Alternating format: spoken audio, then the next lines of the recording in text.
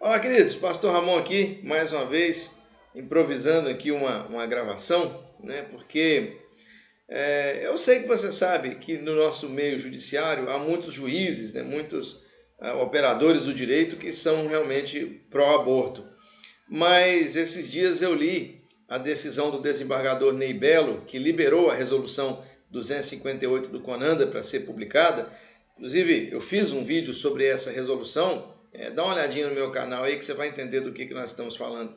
Mas eu, ao ler aquela resolução, eu realmente fiquei de queixo caído, porque você não vê ali as palavras de um juiz, mas realmente é nítido enxergar ali a palavra de um militante para o aborto. Então, eu baixei a decisão, ela está aqui, e eu queria ler, né, e meio que comentar aí algumas partes dessa decisão. Um vídeo muito rápido, hoje eu estou improvisando, se o áudio escapar alguma coisa aí, me perdoe, mas tá aqui então, né, esse é o teor. Essa decisão, para quem não sabe, a resolução 258 do Conanda, ela saiu no dia 23 de dezembro, aí a senadora Damaris Alves, ela entrou com um recurso, então o juiz federal Leonardo Torqueto, eu não sei se eu estou pronunciando certo, mas o Leonardo Torqueto, então ele proibiu, né, a publicação da resolução, mas depois esse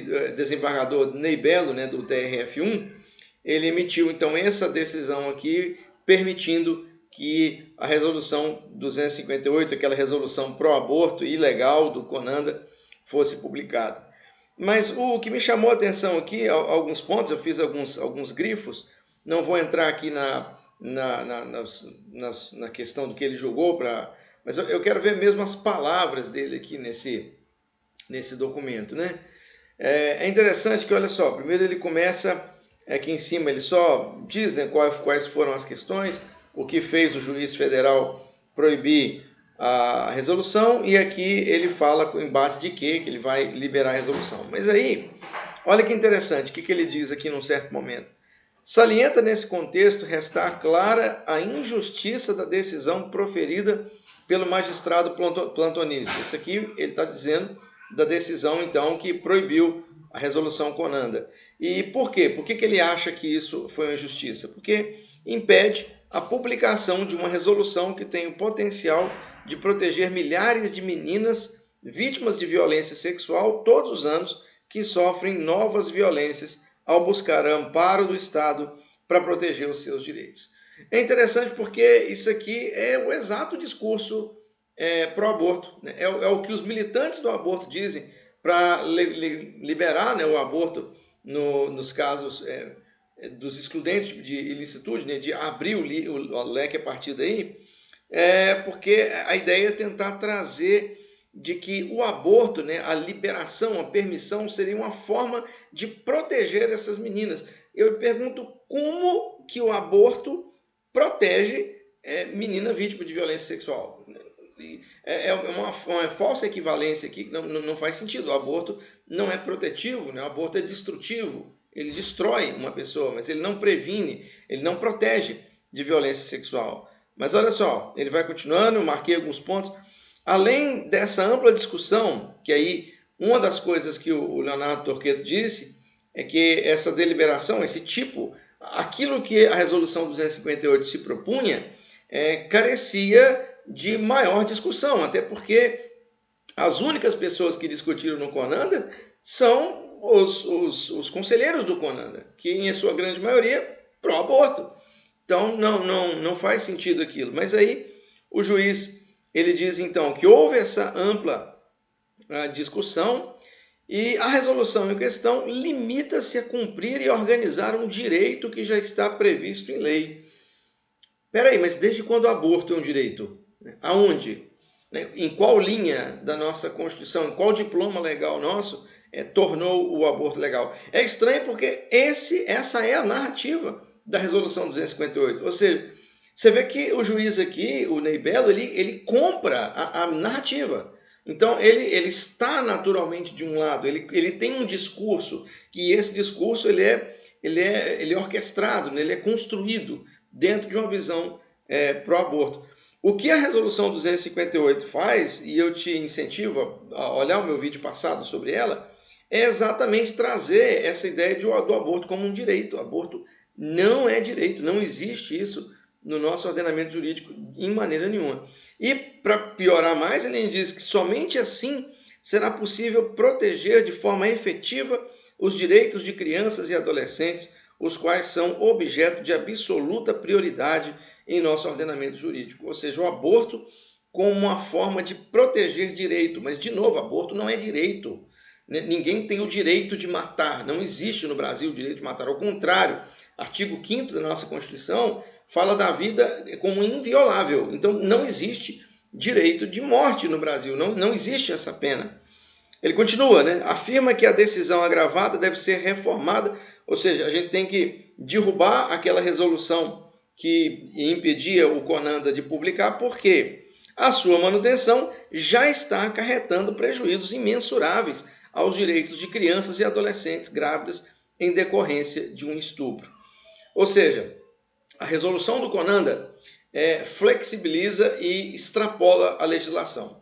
Então, a proibição da publicação dessa resolução seria trabalhar em prol do regime da lei, ou seja, seria manter, né, a força da lei como ela está. E aqui o juiz diz, então, que do jeito que está havendo prejuízos ao direito da criança e do adolescente. Então, senhor Ney Belo, se o senhor acha que a lei ela prejudica, então o senhor abandone a magistratura, candidate-se a um cargo eletivo, vença as eleições, proponha um projeto de lei, consiga votos para que essa lei seja aprovada, então modifique a lei. O que você não pode é dizer que, não, essa lei está ferindo direitos, então eu vou aqui com a minha caneta resolver isso. Não é papel do magistrado fazer isso. Além do mais, de quais prejuízos nós estamos falando? Porque quando se proíbe aborto, crianças estão nascendo. Então, o prejuízo é que não se estão matando essas crianças. Olha que coisa horrível, né? Que pensamento estranho, principalmente vindo de um juiz, um operador do direito, alguém que deveria zelar pelo direito. E ele está, então, aí dizendo que a morte, o não estar matando crianças, está aí trazendo prejuízo ao direito. E as coisas vão ficando pior. Aqui ele tenta fundamentar a sua decisão, né, nesse parágrafo. A urgência salta aos olhos por diversos motivos. E aí, por que ele vai dizer que essa resolução tem que funcionar? Primeiro, né, o princípio da proteção integral da criança e do adolescente. E aí ele vai dizer que está lá na nossa Carta Magna esse princípio. B, o Estatuto da Criança e do Adolescente garante que esses sejam vistos como sujeitos de direitos, e ele vai falar da necessidade dos direitos dessa criança. A linha C, o C aqui, ó. O artigo 128 do Código Penal estabelece que o aborto não é punido quando a gravidez é resultado de estupro. Beleza. E D, é fundamental que o Estado garanta o direito constitucional e legal e, notadamente, desenvolva programas que deem efetividade ao que consta nos precitados diplomas. Pois bem, o que aqui atribui o status de direito ao aborto? Absolutamente nada. Nada do que ele disse aqui. A Constituição não diz, o ECA não diz, o Código Penal não diz, e muito menos esse Estado fundamental aí de garantias de direito. Nada disso legitima ou torna o aborto direito. Então, esse é um parágrafo completamente perdido e sem fundamento. Não fundamenta nada. Não traz nenhum peso à decisão dele. Ao contrário, só mostra que o que ele está fazendo é torcendo realmente a lei a favor do entendimento do seu discurso. A parte agravante, ora peticionária, o Conanda, integrante da estrutura, isso aqui é interessante, integrante da estrutura do Ministério dos Direitos Humanos e Cidadania, é um órgão colegiado que tem como objetivo a definição de políticas para a área da infância e adolescência, bem como fiscalizar e promover a proteção, defesa e promoção dos direitos da criança e adolescente. Pois bem, é isso que o Conanda deve fazer. E não criar leis, ou não reinterpretar leis. Porque, de novo, te convido a assistir ao meu vídeo sobre a resolução 258. ela reinterpreta situações, ela extrapola limites. Ou seja, aqui o que o Ney Belo está dizendo leia-se assim, né, o Conanda não tem autoridade para fazer o que fez, mas ele está usando exatamente como artimanha contrário. Agora, veja, a partir desse momento aqui, o discurso torna-se realmente, é possível enxergar, se você não soubesse que isso aqui era de um desembargador, é possível plenamente enxergar aqui um militante fazendo esse discurso. O que é deveras importante consignar é que a resolução em questão trata do fluxo do atendimento de crianças e adolescentes vítimas de violência sexual que buscam a interrupção legal da gestação. E aí ele diz, conforme autorizado pelo artigo 128, parágrafo 2 do Código Penal. Bom, não é isso que diz o parágrafo 2º do artigo 128 do Código Penal. Não é isso. Ali diz as situações em que o aborto não é punível, e ali diz que ele não é punível em caso de estupro, e ali, nesse mesmo parágrafo, há a exigência do consentimento do responsável quando esse aborto ele vai ser feito por menor de idade. E o Conanda passa por cima disso.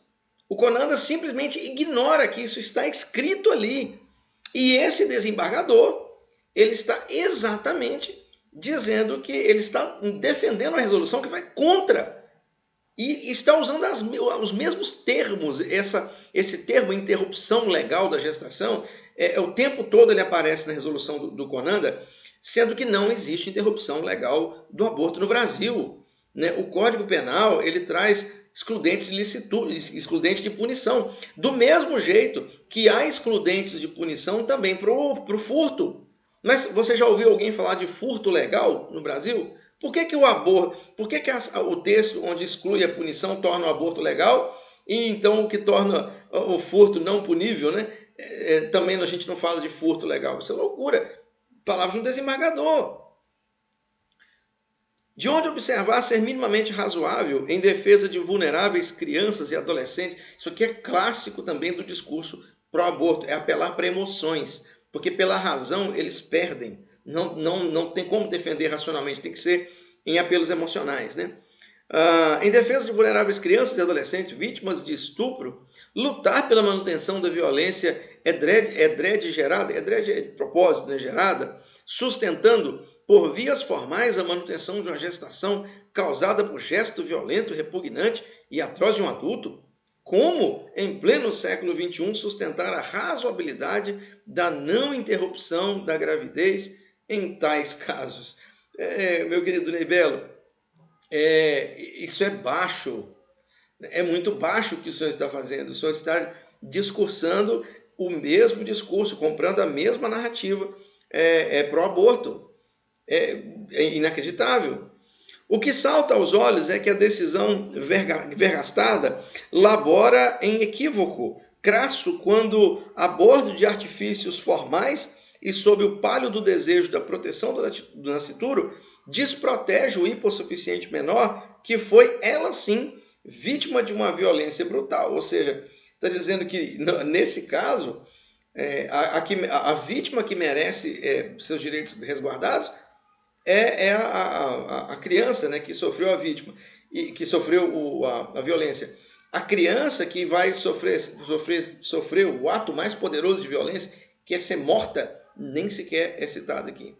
A criança ou a menina ou pré-adolescente vítima de abuso merece proteção rarefeita no mesmo momento em que o feto, inviável ou não, fruto de agressão irascível, deve ser protegido frente à interrupção da gravidez. Aqui o que ele está fazendo é colocar os dois direitos em conflito. Essa ideia de, qual direito é maior? O direito à vida da criança ou o direito da mãe, né? Como se fossem excludentes esses direitos. E olha, se você, numa menção racional do que está sendo feito, qual que é o maior de todos os direitos? Qual é o direito sem o qual nenhum outro direito é possível? É lógico que nós estamos falando do direito à vida. O direito à vida é o maior de todos os direitos. Se você não vive, você não tem condições de ser alvo de nenhum outro direito. Então, é uma loucura essa ideia de querer equiparar. O direito à vida, não há equiparação com ele é o maior de todos. Sem ele, nenhum outro é possível. Noto que no caso vertente, sequer se trata de gravidez decorrente de ato, que ele vai falar que é por causa de ser estupro. O descompasso interpretativo da sociedade, olha isso aqui. Diga-se, o debate de ideias e valores salutar em toda democracia não pode submeter a racionalidade média a uma das antípodas ideológicas vislumbráveis do debate. Olha que coisa. Volto a frisar que não se trata de gravidez optativa, fruto de sexo decidido, mas sim aquela fruto de estupro ou violência contra menor. Até porque é outra jogada abaixo, né? Qualquer sexo com criança menor de 14 anos no Brasil é estupro. Então esse lembrete dele aqui é ineficaz, principalmente se tratando de uma resolução como a do 258. Uma sociedade em que suas instituições privilegiam o debate ideológico e as suas verdades preconcebidas sobre a sanidade, a liberdade e proteção de menores vítimas de violência está fadada ao fracasso enquanto aventura da modernidade racional. E aí aqui ele assina. Mas, pois bem, esse parágrafo é interessante. Porque então, senhor Ney Belo, o senhor é a face da sanidade, né, e da proteção, porque é o seguinte, o que o senhor está fazendo aqui é exatamente trazer o seu discurso, o seu embate ideológico. A última coisa que o senhor fez aqui foi julgar com honestidade e com imparcialidade sobre o caso.